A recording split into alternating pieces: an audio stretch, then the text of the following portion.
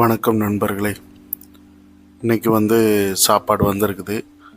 So நம்ம daily சாப்பிட்டுக்கிட்டு தான் இருக்கிறோம்.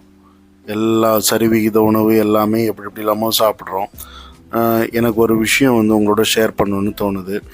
இப்போ நான் நார்த் இந்தியாவில் இருக்கிறேன். சவுத்துலேருந்து புறப்பட்டு போய் நார்த்தில் போய் வேலைக்காண்டி நம்ம வேலை பார்த்துக்கிட்டு இருக்கோம். ஸோ ஒரு சில விஷயங்கள் நம்ம அங்கே உள்ளவங்கள பார்த்து நம்ம படிச்சுக்கணும். ஒரு சில பாசிட்டிவான அங்கே உள்ள விஷயங்களை நம்ம ஏற்றுக்கணும்.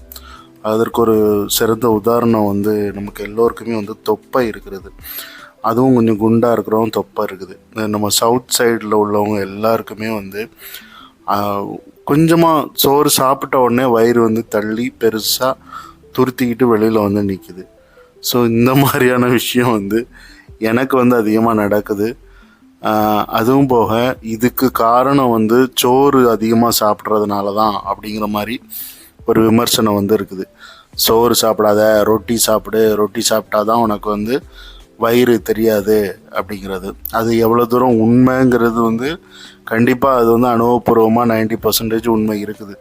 சோறில் ஒரு விதமான கார்பன் டை ஆக்சைடு இதெல்லாம் இருக்கிறதுனால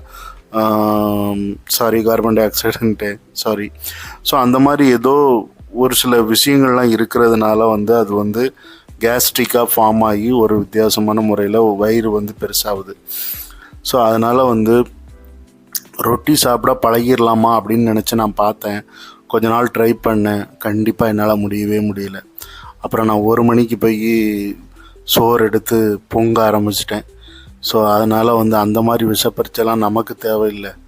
வயிறு பெருசாக இருக்குது, சின்னதாக இருக்குன்னா என்ன பண்ணுறது? நம்ம வாழ்ந்த வாழ்க்கை அப்படி, நம்ம வளர்ந்த சூழ்நிலை அப்படி, நான் பிறந்த இடம் அப்படி. நான் என்ன செய்ய முடியும்? வயிறு பெருசாகுதுன்னா நான் என்னால் அதுக்கான சொல்யூஷன் கண்டுபிடிக்க முடியல.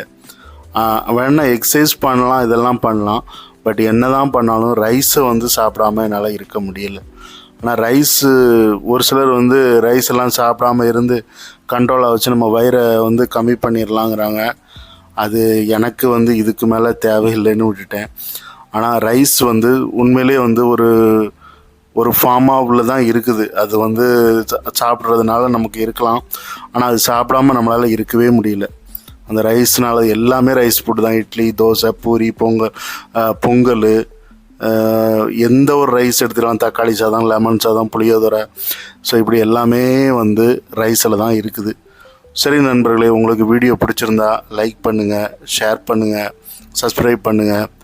இந்த மாதிரி ஒரு ஒப்பீனியன் உங்களுக்கு ஒரு சில விஷயங்கள் இருந்ததுன்னா ஷேர் பண்ணுங்கள். மீண்டும் அடுத்த வீடியோவில் உங்களை சந்திக்கிறேன். நன்றி, வணக்கம்.